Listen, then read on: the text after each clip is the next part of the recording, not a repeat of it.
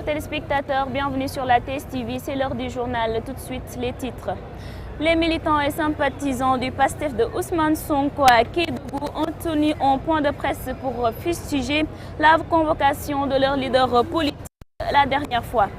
Tambacounda également, les patriotes d'Ousmane Sonko avertissent le président Macky Sall. Ils sont réveillés en furie pour dire stop à tous ces acharnements à l'endroit de leur leader.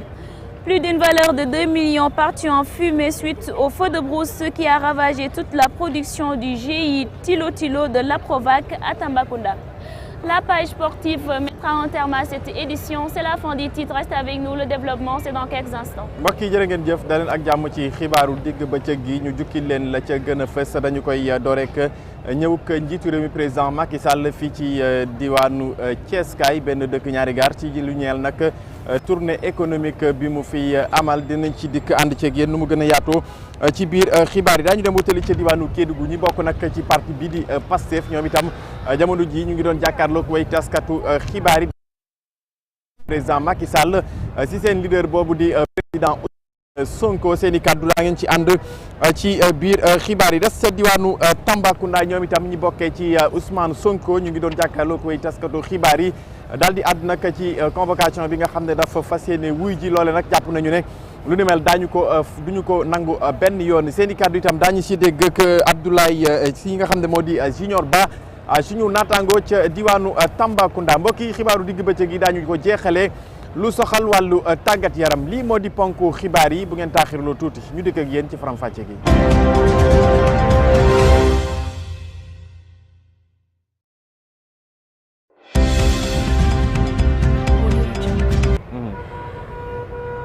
Le président de la République, Macky Sall, sera à Thiès cet après-midi où il séjournera jusqu'au 11 février 2023.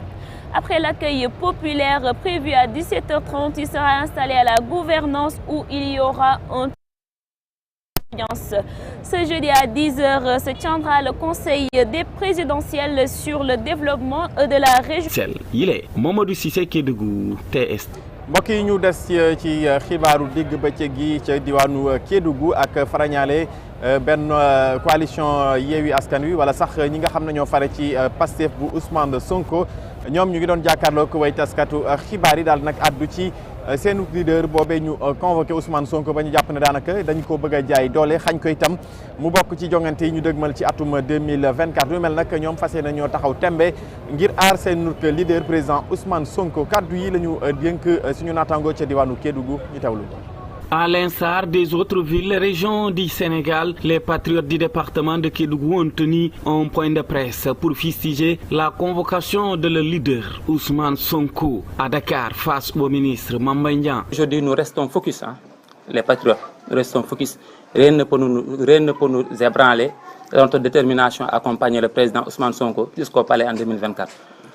Toutes ces intimidations-là, toutes ces manipulations-là qui se font au niveau national, ne nous ébranlent pas. Et je pense que le président Ousmane Sonko, il a montré un exemple patent hier quand il est sorti faire le tour de son quartier avec un ballon de football. C'est une invitation à l'endroit de tous les patriotes. Restez zen, sans pression, restez focus. Parce qu'ils vont tenter de faire autant de coups pour nous dévier de l'objectif. On ne doit pas être dévié de l'objectif. On se concentre sur l'essentiel. Pourquoi aujourd'hui, nous, on n'a pas de problème avec la personne de Macky Sall, on a un problème avec son système, sa façon de gouverner les choses.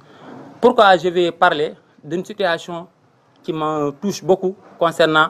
le sport à Kédougou, c'est les milliards qui ont été détournés au niveau du stade régional de Kédougou. Personne n'en parle. Et pourtant, vous étiez là quand le ministre des Sports était venu. Les gens ont constaté de visu que des milliards ont été détournés. Un projet dont le coût final est de 3 milliards 900. Est en retard sur plusieurs domaines pour ces derniers. Ils disent que les priorités sont ailleurs et le président de la République du Sénégal, en l'occurrence Macky Sall, doit mettre fin à cette affaire Adji Sarr Sonko. Comme vous le savez, depuis quelque temps, la scène politique au Sénégal est encore agitée de nouveau. Donc qu'est-ce qui est à l'origine de ces agissements? Ce n'est personne d'autre si ce n'est pas Macky Sall et son régime. Depuis le mois de mars 2021, il y a eu un dossier qu'on appelle dossier Adji Sarr, qui a été monté de toutes pièces par Macky Sall et son régime pour parvenir à liquider un adversaire politique, un adversaire de taille. Ce dossier aujourd'hui, les Sénégalais en ont déjà parlé. Ils ont démontré scientifiquement, techniquement, par tous les moyens que c'est un dossier monté. Ce n'est pas la peine de revenir sur ce dossier. Parce que là où on parle de viol, forcément, il va falloir d'abord présenter une pièce maîtresse qui est le certificat médical. Aujourd'hui, le certificat médical a démontré que cette dame-là, 72 heures avant, n'a jamais eu de contact avec qui que ce soit. Donc, ce qui veut dire qu'il n'y a pas eu de contact. Et s'il n'y a pas de contact, on ne peut pas parler de viol. Ils étaient venus de tous les coins et recoins du département de Kédougou, mais aussi de la région, pour montrer leur attachement et leur engagement à accompagner le président mentor politique Ousmane Sonko jusqu'en 2024. Mamadou Cissé, Kédougou, TS TV. À Tambacounda également, les patriotes d'Ousmane Sonko avertissent le président Macky Sall. Ces jeunes se sont réveillés en furie pour dire stop à tous ces gestes d'acharnement à l'endroit de leur leader, dont en menaçant et s'adressent aux membres de l'APR et se dire prêts pour élire leur leader en 2024. C'était au micro de Junior Ba. Le président Ousmane Sonko s'est refusé d'être l'acteur de cette comédie. Et c'est la raison pour laquelle chaque fois, et vous avez vu la dernière fois quand les gens s'agitaient au niveau du palais de justice pour dire qu'ils l'attendaient, lui il a pris son ballon de football pour leur dire qu'il y a plus important que ça. Il faut que les Sénégalais comprennent que nous sommes en face d'un régime qui a fini de faire sa part, d'assumer sa part de responsabilité, qu'on va vers le bilan. Et que ce régime-là, sauf obtenir un autre candidat, n'est pas sûr d'aller aux prochaines élections. Et du même, il veut profiter de l'occasion pour essayer de briser, comme ils ont l'habitude de le faire à travers leurs différentes politiques de développement, ils veulent encore briser l'espoir de la jeunesse. Parce que l'espoir de la jeunesse est incarné par une personne qui a fini de montrer aux Sénégalais son patriotisme. On ne peut pas réclamer son patriotisme et refuser d'aller répondre à la justice. Dès lors, la question qui se pose, nous sommes en face de quelle justice? ca diwaanu Tambacounda des ak tey ba tey ci ñi nga xam ne ñoo bokk ci parti bii di Pastef ak président Ousmane Sonko ñoom itam ñu ngi doon jokkaarloo way taskatu xibaar yi daal di nag ñaawlu nañu ko jàppee moo di acharnement ba ñu jàpp ne moom la ñu teg seen ndodduk leader di président Ousmane Sonko lu ñu mel nag ñu daal di koy ñaawlu te it jamono ji tembe ñoom it taxaw nañu tembe ngir aar seenuk leader boobee di Ousmane Sonko kaddu yi la ñu yëkkati dénk ko suñu naataango Junior Ba. li ñu yàq ci réew mi booloo mënu kaa yàq si tool waaye comme am nañ koo xamante ne bu ñëwee dana leen jubbanti redressé leen ñu ne kii de bu jàllee suñu mbir du baax nañ leen ko galgal waaye bu ko galgal sa tànk damu ndax Ousmane Sonko ku ko song procès bii processus boote bii ñuy wax amul lenn loo xamante ni tegu na ci dëgg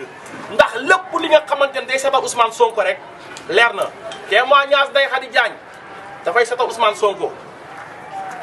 capitaine Touré dafay setal Ousmane Sonko waaye li nga xamante nag moo gën a muy leeral wàllu viol foo dem ci adduna bi muy le certificat médical du gynécologue Alfousseyni Gaye kooku dafa setal Ousmane Sonko tamaaman te ki nga xamante ni nag moom mi nga xamante ni moo ne dañ ko violé moo fi taxaw ne man dañ ma violé mu génnaat ne violé wuñ ma bañ ko woowee ba ko procureur wooy lan la wax procureur dafa ne man maa ko waxoon waaye damaa nekk di ndax ñii waaye kii moo mën a fen ndax fenkat danañ ko gëm est-ce que danañ gëm fenkat mais nag focus 2024 incha allah focus 2024 primo votant yi bépp fu ñu nekk ci Sénégal dinañu dugg jëli leen xale yu ndaw yi ñu si am 17 ans ba dinañ dugg jëli leen ndax seen avenir ay en jeu. Restons toujours à Tambacounda où plus d'une valeur de 20 millions de francs CFA est partie en fumée suite au feu de brousse qui a ravagé toute la production du GIE Tilo Tilo de l'Aprovac. Une situation qui secoue actuellement les producteurs de bananes de ce GIE qui n'avaient que cette production pour nourrir leur famille. Correspondance de Junior Ba. Aprovac est une association qui réunit les petits producteurs de bananes. Nous nous regroupons dans un GIE intitulé Tilo Tilo. Une grave situation s'est produite hier nuit. Un feu de brousse a ravagé toute la production et ses composantes, estimées à une somme de plus de 20 millions de francs CFA. En somme, de l'herbe de stockage, des fils à conduction, de l'engrais, tout est parti en fumée. La production de bananes n'est pas facile car il te faudra 9 ans pour pouvoir en bénéficier. Ces producteurs aujourd'hui se désolent de cette situation et malheureusement, ils se basaient sur ça pour nourrir leur famille. C'est une situation très très dure. Donc loolu bu démé tay ba vraiment safara ñew yak ko tay day don lo xamanteni lu metti la. mbokk yi jërë ngeen jëf ñu des ba tey ca diwaanu Tambacounda wax nag ci ak daay goo xam ne daanaka lu tollook ñaar fukk millions ci suñu koppar daal dina cay des loole nag mu di ab bourse mu di ab production bu GIE Tilo nekk nag bu Aprovac mu nekk nag daay gu métti goo xam ne ñooñu le dañu doon yëngu ci lu jëm ci wàllug banaana loolu mel nag tax na foofe nag ca diwaan boobe ñaar fukk ci millions ci suñu koppar daanaka bu ñu ko xaymaa moo ci lakk ba jeex ñu teewlu ci suñu naataango Junior Ba. Aprovac nag association la boo xam ne dafa ëmb ay béykat banaana yu ndaw te GIE bi ñu nekk nii tey mooy Tilo bokk na ci GIE boobu noonu. donc li taxoon ñu ñëw fii tey moo nekkoon vraiment ñu ñëw nemmeeku te lakk-lakk bi nga xamante am na fii tey au niveau du GIE bi mu doon mbir boo xamante ne démb ci guddi la fi amoon safara bi ñëw dugg si tool bi. donc yàq fi production yàq fi matériel ñax yi nga xamante ne stocké nañ ko mu yàq ko raakool yi nga xamante ñooy arrosé tool vraiment mu yàq ko donc bu ñu defee estimation bu ndaw loolu toll na ci ñaar fukki millions ak fanweeri junni yoo xamante ne yàqu na tey ci lakk-lakk bi nga xamante ne am na démb ci guddi donc ñaar fukki junni yooyu ak fanweeri junni yooyu nu mu tëddee am na si loo xamante ne production boo xamante ne borom tool bi waroon na ko génne loolu ci la bokk ñax yi nga xamante ne jotoon nañ ko jënd stocké ci tool yi ci la bokk raakool yi ci la bokk am na ay engrais yi nga xamante ne tamit stocké nañ ko tamit ci la bokk donc mu doon mbir moo xam ne mbir mu métti la te Aprovac vraiment mu ngi koy bokk di ko nakarul ak waa GIE bi parce que liggéey ba naan dara liggéey boo xam ne liggéey bu métti la da ngay liggéey ba naan juróom-ñeenti at doo ko commencé produire pour am looy suturloo sa njaboot donc safara bu ñëwee ba dugg ci biir tool bi rek day doon loo xamante ne lu yéeme la te rawatina tey ñi nga xam ne ñoom ñooy borom tool yooyu nekk si nakar boobu noonu ci la ñu yaakaar pour fayal seen doom yi école ci la ñuy yaakaar pour fayal pour li ñuy jëndee li ñuy dundee ci la ñuy yaakaar pour dimbale seen mbokk yi nga xam ne ñoo nekk ci yeneen gox-goxaan yi donc loolu bu demee tey ba vraiment safara ñëw yàq ko tey day doon loo xamante ne lu métti la. Pape Mamadou Sy, meilleur gardien de but du championnat d'Afrique des Nations, a été accueilli en héros dans la capitale du Djambour. Les Lougatois ont fêté le retour de leur héros. Goro Mbodj était sur les lieux.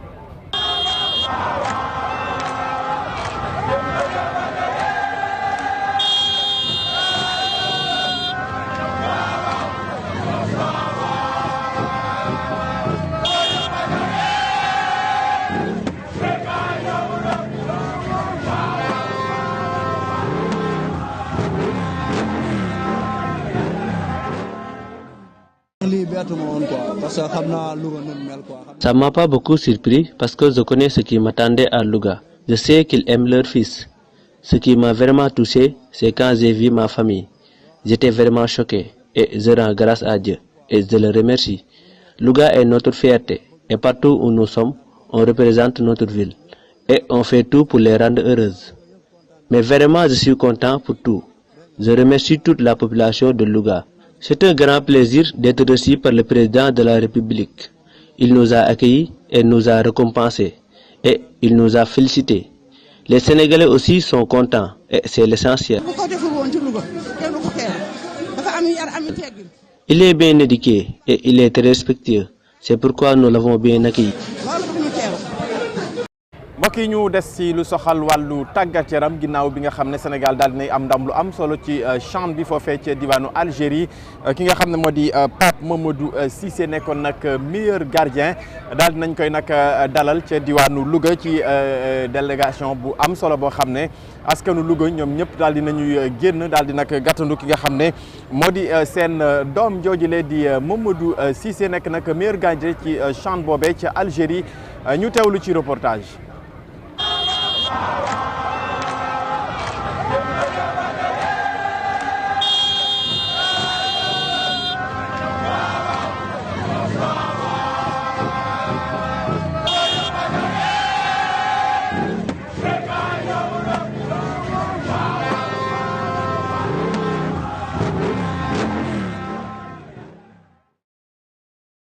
lii bettu ma woon quoi parce que xam naa Louga nun mel quoi xam naa dañoo bëgg seen doom fonk seen doom moo tax quoi mais ma ñëwee gisul waa kër non sama yaram dafa daw quoi mais dal sant yàlla rek ñu wax alhamdulilah rabil alamin ñun lii rek lañ ci am quoi Louga rek lañ am lu nekk Louga la ñuy tiitaroo quoi bëgg tamit waa Louga di kontaan quoi mais kontaan naa ci ñëpp nga passé le message yëpp ñu waa Louga yëpp kontaan naa leen maa leen sant leen gërëm dégg nga kontaan naa trop ñaan yëpp yegg si na merci beaucoup. mën naa ci kontaante bu rëy bu toll président de la république xam nga gisante moom bu yomb après ñëw nañ ñu teeruñu teral ñu foofu waxu góor sénégalais yëpp teeruñu tamit ñëpp di kontaan ci ñun te loolu rek moo doon suñu devoir quoi ñu wut ñun kontaanee quoi. bu ko deful woon ci Louga kenn du ko teeru dafa am yar am teggin xam ndeyam xam baayam xam moromam yaa ngi dégg bëgg boppam loolu tax ñu teeru. Toujours en sport et pour terminer cette édition en perspective de la Coupe d'Afrique des Nations des moins de 20 ans prévue du 19 février au 12 mars 2023 en Égypte, les Lionceaux du Sénégal viennent de disputer une première rencontre amicale hier sur la pelouse du stade Lat Dior face à l'équipe de la Zambie et s'imposent sous le score d'1-0 El Hadji Assar.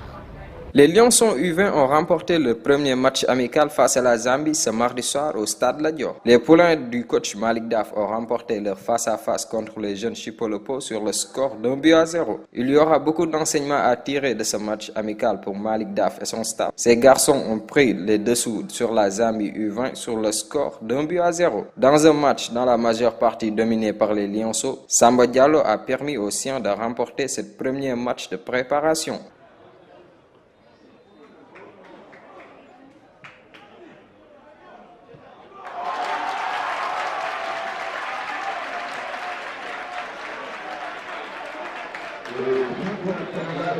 Oui, d'abord, je rends grâce à Dieu parce que c'était pas facile, parce que c'est notre premier match quand même amical international. On vient de livrer contre l'équipe zambienne qui a eu presque 3 ou 4 matchs dans ses jambes. Et que aussi, on a aussi un peu les difficultés d'avoir nos joueurs la veille du match qui ont voyagé, qui n'ont pas eu le temps de s'entraîner avec l'équipe. Mais malgré tout, je pense que l'équipe a fait une belle prestation. Peut-être on a dominé totalement notre sujet. Je pense qu'on a fait une bonne entame de match. Où vraiment sur un rush de Mamor sur le côté droit, il a fait un centre fort, un centre tir dans l'axe. Sam Diallo qui fait un crochet, ensuite il catapule le ballon au fond du filet. Moi, je pense qu'il y avait de la place pour mettre un deuxième ou un troisième. Et je pense que les joueurs se sont suffis un peu parfois sur le jeu de possession dans une bonne circulation, une bonne conservation, mais sans autant créer véritable danger. Tout d'abord, je voudrais vraiment remercier le Sénégal de nous avoir donné l'opportunité de disputer ce match amical. Sur le plan du résultat, nous n'avons pas eu ce que nous voulions, mais sur le plan du contenu, je suis satisfait de la prestation de mes équipes. Mais je dirais même que les prestations des deux équipes ont été d'un très bon niveau, sur le plan tactique et de l'engagement. Le Sénégal a fait preuve de beaucoup d'engagement, mais aussi de beaucoup de discipline tactique, sur le plan de la circulation du ballon, du jeu et tout. Ce match amical est vraiment intéressant parce que ça nous a permis de beaucoup apprendre et aussi de savoir ce à quoi nous attendre pour la compétition à venir. En attendant les deux rencontres amicales face à la Tunisie prévues le 11 et 14 février en Tunisie, pour rappel, la compétition se déroulera en Égypte du 19 février au 12 mars. Les Lions sont logés dans la poule A en compagnie de l'Égypte, de la Nigeria et de la Mozambique. Merci El Hadji Assar et c'est ce qui met fin à la version française de ce journal. Merci de l'avoir suivi. Au revoir. ponk bu mujj bi ci xibaar yi ci kàllaamay ko ci wàllu tàggat yaram wax nag ci wàccaayu coupe du monde moins de 20 ans ñu fas yéene ko amal ca Égypte fukki fan ak juróom-ñeent jàpp nag fukki fan ak ñaar ci weeru mars Sénégal nag doon laale matcham bu njëkk fi nga xam ne moo di stade Lat Dior bu Thiès digganteem ak Zambie benn bal si gara la ko daal di gàll Assar moo ci dellusiwaat. gaynde Sénégal yu ndaw yi ñoom gagné nañ seen jongante xaritoo bu njëkk ci seen préparation CAN ci kanam Zambie mardi ca stade Lat Dior. ndawu Malick Daffy ñoom gagné nañ ci Polo Poy 1-0 waaye jongante boobu dina tax ñu jàngataat lu bëri pour Malick Daffy ak staffam. xale yi ñoom daan nañ Zambien U20 yi ci score benn bal ci dara. mu nekkoon jongante bu nga xam ne lu ci ëpp Sénégal moo ko dominé woon ak ay occasion yu bëri. Samba Diallo sax moom moo ubbi score bi première minute de jeu.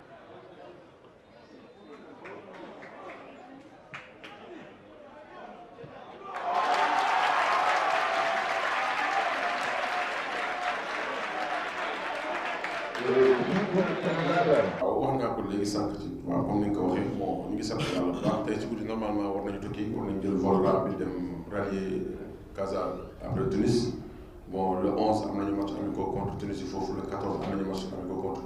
Tunisie deuxième match amical contre Tunisie après bu ñu paree ci loolu le 15 ci kàttanu yàlla war nañu jël vol bi dem directement Égypte Caire pour jàkkaarloo gars yi waajal combat yi incha allah. ci cadre tamit préparation bi bon. coach bi toujours mu ngi nekk ak ñun di def lépp li war waaw si booy yi ba tey jii nii moom culture gagné rek lay def ci booy yi képp ku nekk ak moom xam na bu baax kan mooy coach Malick Daff bon buggul ñàkk dafa nekk koo xam ne buggul ñàkk waaw te loolu nag la nekk di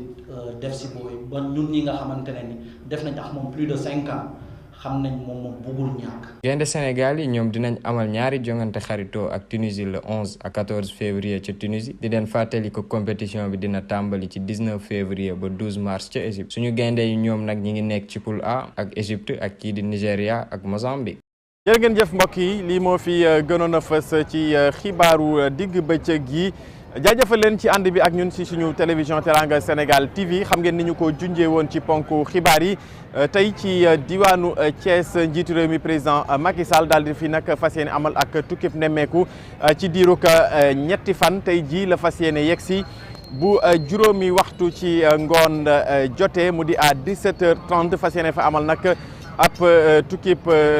ñetti fan boo xam ne njiitu réew mi président Macky Sall dina ko amal fii ci diwaanu Thiès ci ab tournée économique boo xam ne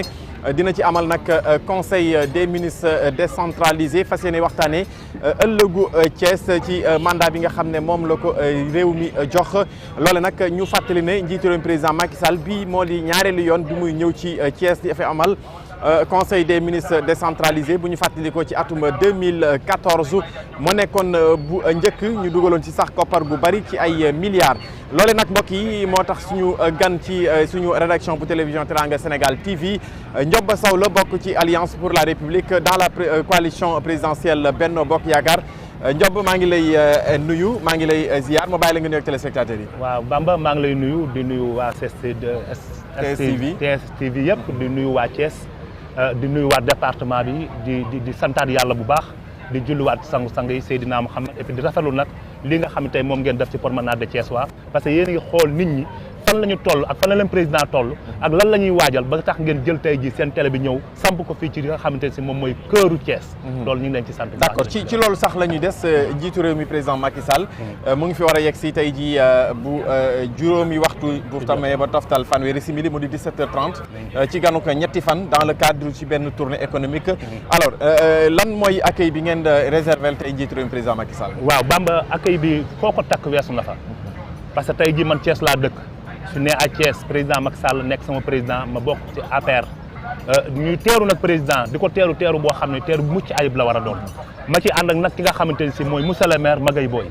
les amis de Magaye Boye à Thiès ñëpp pare nañu pour accueillir président de la République ñu tuddee ko nag opération xàll yoon dañu taxaw pour xàll yoon yi pour président Macky Sall jàll ñu lakkal ko ñu lal tapis rouge pour président taxaw xam ni Thiès gi kat feefam la te moo ko moom tas Sénégal rawatina Thiès président dafay liggéey lu am solo tey ji li fi nekk ci ay directeur général li fi nekk ci ay chargé de mission li fi nekk ci ay ministre li fi nekk ci ay député ñu fi nekk ñoo xam ne président de la république def nañ ko fi ñun ñëpp xam nañ ko ba tax na daal taxaw nañu pour wax son excellence président de la république na dal ak jàmm diir 3 jours yi ñu fiy def yëpp yàlla na nekk njariñu Sénégal nekk particulier njariñu Thiès loolu daal la ñuy am na lu bari loo xam ne Thiès waaye ñu ngi koy xaar bokk na ci programme bu njiitu réew mi mu di relance chemin de fer bi nga xam ne tey Thiès waaye ñoo ko bëgg d'une manière générale alors lan ngay xaar ci loolu ci njiitu réew mi. waaw li may wax mooy président Macky Sall li ma leer moo di semaine de fer da ko yitteel semaine de fer da cee yàgg di dox et puis moom moo nekk seule entreprise boo xam ne tey mi ngi Sénégal nit ña fa nekk donte sax liggéey ba sooxe na mais ñi ngay xëy di liggéey di wàcc président son excellence ci yërmandeem ci xol bu rafetam ci xam ni Sénégal kenn ku nekk war nga jot li ngay jot mu fexe ba kenn ku ci nekk bu weer dee mu jox la li nga war a am kon nag ñu ngi koy xaar ci loolu nga xam ne moom la def pour lancer semaine de fer ñu xam ne semaine de fer dafa nekk patrimoine national du ma ni sax Thiès mais national ñëpp ñoo soxla semaine de fer donc nag bi fi président de la république xelam dem ci mu xam ni loolu da ko war a relancer mu dëkk nag pour xool parce que président lii rek lañ koy sant dañoo xool li xam xew dëgg-dëgg parce que ñi ko war a jox ay information yu ci bëri yëggul tey da nga gis ay jeunes yu nekk Thiès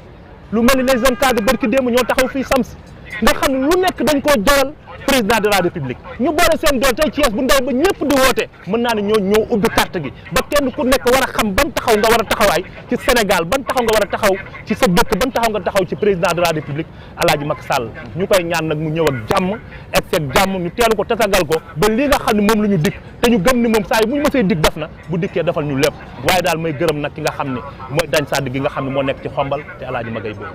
di nit ku baax di nit ku bëgg son excellence président de la république tey ji lii mu teg tey pour jàppale waa Thiès ci seen i nit ci seen i alal ci léppam pour Thiès gën a amaat kattan gën a amaat niveau moom la def mu tudd les amis de Magay Boy à Thiès ñu ngi préparé nag peut-être président Macky Sall mais nag mu ngi tudd opération xàll yoon Macky Sall dañ koy xàllal yoon mu jàll d'accord dinañ buñ wax naa ko sànq sama njël benn wax ñëw na fi en 2014 waaw lu toll ak 447 milliards mu injecté ko pour la région de Thiès yow ba doon tirer un bilan tey ci li nga xam ne def na ko de 2014 à 2023 bi ñu nekk boobu ba léegi toll na xëy na ci juróom-ñaari at wala sax lu ko ëpp alors boo doon tirer un peu le bilan ci conseil des ministres décentralisé bi mu amaloon en 2014 tey mu di ñaareelu yoon mu koy defaat à Thiès boo ma doon tirer un peu le bilan ci réalisation li mu fi def lan nga ma ci wax man li may sant yàlla mooy li nga xam ne moo fi jot a xew ci diggante boobu muy 3 ans wu Covid 19 dugg ci dëkk bi wàcce économie bu bari ci àdduna bi wërngal këpp mais tey ji Sénégal yëpp tiitoon nañu pour yaakaar ne dina dem ba bëgg a lekk du lekk wala mu bëgg a naan du naan wala mu bëgg a taal lampe du taal lampe wala essence sax dutul am mais son excellence président de la république ci xam gi mu xam lan mooy état mu fexe téye économie Sénégal tey ba mu egsi fii tey dama ni loolu rek tey bu ñu ko doon laaj ci bilan président Macky Sall bilan la parce que 3 ans boo taxawee génne 1000 milliards ci sa gafaka ngir lan ngir Thiès Sénégalais yi nañu lekk nañu naan nañu tëdd nañu nelaw nañu am dépense bu ñu yóbbu seen kër promouvoir jeunes yi promouvoir ndaw ñi promouvoir mag ñi yëgati alal ju bari def ko wàññi facture courant yi wàññi facture ndox yi ba pare jël alalam def ko ci pour ñëpp nañu lekk nañu naan dama ni loolu rek bilan la ci diggante bi président ñëwee ak léegi parce que Covid 19 nekk na loo xam ne kenn mënu ko natt kenn mësu ko xalaat ni dina ñëw gane suñu mu ñëw nag ci contexte bu grave parce que kenn xaaru ko woon mu ñëw nag la majj na àdduna bi ba nga xamante ni si dëkk yu bari tey boo fa demee boo fa duggee di nga xam ne dara am fa mais Bamba ñun ñi dëkk Thiès juddoo fi yaroo fi xam son excellence président de la République avant muy accéder au pouvoir tey jii fii ñu taxaw fi gis président li nga xam moom la dafa parce que président bi mu fiy ñëw à 2014 naa la xamal ne tribunal départemental nekkul woon fi de impôt et domaine nekkul woon fii tey jii Cité Lamy gëm a dëkk tey ñetti ay tali karo yu dugg nga gis président tey jii Mbour 3 Mbour 2 Mbour 1 amul woon ndox xalaatuñu woon di naan dañuy dem feneen di wuti ndox tey jii mu fexe ba nit ñi di naan di taal seen i lampe di def lépp te président Macky Sall ma koy wax gàcce ngalaama bi muy ñëw di accéder au pouvoir boobu fekk fi courant président Macky Sall fekk fi courant sunu maam Abdoulaye Wade yàlla na fi yàgg tey wér tey nag li mu wax mooy kii bu toogee 3 mois dootuñu fay salaire ñëpp tiit tey jii nag wax naa leen ni la àdduna wëngal këpp rawatina Thiès Sénégal fu nit nekk di fayeeku dañ laa yokkal waaye wàññeekuwul moo tax ma ni ko son excellence yow nee naa la li nga war a def nga ko ñun li ñu war a def ñun la war mais nag ma lay wax ni la ñii nga xam dénk nga leen ndombal tànk jox leen ay moyens di leen jàppale pour ñu wàcc ci base bi jàppale nit ñi ñoom ñoo sooxe mais président lu ko waroon def na ko te Thiès gi ku fi ñëw ba xool xar kanamam bi nga xam ne son excellence président de la République bëgg Thiès la ku taxawu Thiès la président li mu fi fal ci ay ministre li mu fal ci ay député chargé de mission amul Fatick ga président dëkk fii président kan moo fi nekkoon son excellence Idrissa Seck tey ñu ànd lëkkaloo doon benn tey ji bu demee ay élection perte lan la ñu war a wax mooy que ni ñun ñi nga xam ne ñoo ngi fi ak ñi mu yebal ci askan wi pour ñu am njariñ ci askan wi ñoo doxal lu ñu war a doxal tey ji bu ñu meloon ni ko mel ni président Magay Boy ca xombal na mu taxawee xombal jàppale waa xombal ubbi këram nit tuule ko kër waajur yi ñëpp di dugg ko génn ñun loolu la ñuy xaar ci nit ko xam dañ laa jox ndombal tànk ni la doxalal nañu am yërmande jëmal ko ci réew mi ndax nag son excellence président de la République bi mu jëlee réew mi à 2012 dafa dem ngaan na fekk fa ki nga xam ne soo Sidi Mokhtar mu ni ko liggéeyal wutal amal soo amee na nga ko jox njaboot gi waaye président Macky Sall def na lépp waaye ñi mu jox ñoo joxewul ñi mu jox promouvoir leen jàppale leen ñoo egsiwul ci askan wi mais président de la république tey ji waruñu woon a wax troisième mandat mais troisième mandat sénégalais yi ñoo ko waroon a sàkku ci son excellence président de la république parce que loolu moom la war a def ma koy gërëm bu baax di ko sant di gërëm nag seen télé bii di leen wax ni leen li ngeen nekk leen ci day gën a neex day gën a baax waaye ñun ñëpp nañu préparé nag teeru ki nga xamante ni si mooy son excellence président de la république muy nit koo xam ñëpp a ngi koy xaar ci àdduna bi mais nag ñu la ko yàlla may tey nag mu fii ñëw nag tey ji ci 2023 bi nga xamante ni février la ñu nekk président dañu gën a si lii rek seet na d'accord xëy na mënuñoo wax bilan te waxuñu également ci côté politique ndax li ko wund moo di Thiès dafa tombé dans la coalition Yewwi Askan Wi ñoom ñoo jiite gox yi ak gox-goxaat yi nekk au niveau de Thiès ñoom également même bu fekkee ne jàpp nañu ne c'est une tournée économique mais ñenn ñu bëri ci opposition bi jàpp nañu également tournée politique la yéen ngeen nekk dans la coalition où le Rewmi moo nekkoon à Thiès ñoom gis nañu également ñu ngi commencé seen ay couleurs orange di ko fas yéene teeroo njiitu réew mi yéen ngeen génn ak seen marron beige alors lan la loolu di wundu yow ban analyse nga ci def li muy wundu lenn kese la mooy ñi nga xam ne ñoom la président daan promouvoir di leen jox ay ndombal tànk su mobiliser jotee du ñu mobiliser ñaari nit mais tey yu ku mel ni président Idrissa Seck tey taxawaay bi mu taxawee noonu la na wane ni moom mi nga xam ne moo ànd ak waa réew mi seeni nit ñi ngi nii na leen compter tey ji Idrissa Seck tey bu doon nëbbatu def li mu def bu fekkoon ni li mu wax ak président de la république gëmu ko du def tey di li mu def mais da leen ni wan ni leen man nañ ma compter ba xam ñaata laa toll te ragal naa ne nag li ma gis waa réew mi di ko teg bu ñu génnee ngoon boo matul ma réew bees dina nëbb dina suulu parce que nag lu waaye mën a wax ne xam ne fii chef Idrissa Seck la moo ko moom pendant 20 ans Idrissa Seck moo dirigé Thiès mu neex ko mu naqari ñu te tey ji Thiès bu amee stabilité tey lu mu néew nañ ci gërëm président Idrissa Seck ndax nag moom moo fexe ba Thiès stable ba nit ñi xeexuñu nit ñi reyantewuñu nit ñi defuñu dara léegi nag man li ma bëggoon mooy ñun ñëpp ñu dem vers marron beige mais dafa am partem te du rey partem te Idrissa Seck ni muy def mooy defin mooy day toog ak ay partem di leen concerté di waxtaan ak ñoom pour kenn ku ci nekk lan nga xalaat ñu def ko ñi nga xamante si ñooy majorité bi loolu xëy na ñoo xalaat marron beige ak ñoo xalaat orange bi kon ñoom nañ def orange bi mais li daal teeru président la mooy nit ki loo sol mën nga ko teeru ci anam wu rafet anam wu baax ñun nag nañu fexe ba président dina dugg Thiès ci jàmm ñibbi ci jàmm te sagar du xeeñ bal du tàkk paaka du génn mbaram ñun loolu moo ñu intéressé te président de la république dina ko def les maires de Thiès nag xam nañu ni lii ñu taxaw tey di ko def tey buñ ko mënee tey ak grâce de son excellence président de la république moom dëkk bi dox rek moo ko ñor nee naa la ko nit ñi neewuñu 12 ans nga fi def 20 ans la fi président def ndax dafa ànd ak Abdoulaye Wade 8 ans dirigé dëkk bi 12 ans muy 20 ans président de la république nee naa ko gàcce ngalaama dafa dimbali ay mbokkam dimbali mbokki jàmbur ba ñëpp jag mu jàpp njàmburam Alaaji Macky Sall bu ñëpp meloon ni moom Sénégal jóge na fi mu ne mais ñi mu jox ay ndombal tànk ñu nekk Thiès ñoo jàppalewul askan wi ñoo leen promouvoir ñoo leen suturaalu te ma koy wax ni ko nag Alaaji Mor Gueye sopp nabi na ko recevoir Pape Doumbouya PDG Prestige na ko recevoir président Habib Kane na ko recevoir te ndaw ñii na leen may ñu photo ak moom parce que nit boo koy dee jàppale pendant 12 ans te mënut a am ak yow photo y'a problème mag ñi nañu dem ak ministres yi ak députés yi nañ dem taxaw fële may président mu saafonteeg askan wi rawatina ndaw ñi dëkk bi nag ndaw a ko yóbbu de te président nag yow laay waxal di la jox message ndaw ñi nga xam ñi ngi fi les jeunes cadres nekk fi di jala jàppale guddi ak bëccëg suba ak ngoon amuñu benn poste de responsabilité boo dikkee ñu ngi leen recevoir waxtaan ak ñoom ndax dëkk bi ndaw ñi ñoo ko mën a gérer te boo yooyu li ma gis ñu koy def ci Facebook bi di ko def ci WhatsApp bi di ko def ak seen alal di promouvoir ndaw ñi loolu amu fi te mosu fee am boo dikkee na nga recevoir les jeunes cadres waxtaan ak ñoom ndax fa nga bëgg a yegg tey ñoo la fa mën a yeggale mais du keneen président de la république Njoko Njal Alfaaxa ñëpp kontaan nañ ci yow day gën a neex day gën a baax Serigne Marème Sall yow mii jàmm rek ngay am barki yonente bi sëñ Mountakha Bassirou Mbacké démb kontaan na ci yow la nga def fële ca Touba ñëpp gis nañ ko Touba yokku na Tiwaawan yokku na Boukounta yokku na Ndiassane yokku na Canaba yokku na fépp yokku na président ndox maa ngi tuuru lamp yaa ngi tàkk dëkk bi dafa leer naññ nee naa la lu dul doy nu mu toll doy waaye yaa ngi doxal de day gën a neex day gën a baax Alaaji Macky Sall kenn du yow ci mim réew waaye waa CTV kenn du yéen de waaye dafa mel da nga def ses volontaires ci journal bi nan la demee da nga koy gàttandoo jërëjëf sant la gërëm la sant leen téléspectateurs yi internautes yi nga xam ne ñoo ñu doon bàyyi xel seen télévision Teranga Sénégal TV lii moo fi gënoon a fës seen xibaaru digg bëccëg yi ñu nekk nag ici au cœur de la ville de Thiès la ville de Léopold Sédar Senghor la ville de Talla Sylla également la ville de docteur Babacar Diop actuel maire donc de la ville de Thiès mbokk yi cant ngërëm ñee leen jox leen dig daje juróom-ñetti waxtu suñu yeneen i jotaayu xibaar jërë ngeen jëf merci beaucoup jërëjëf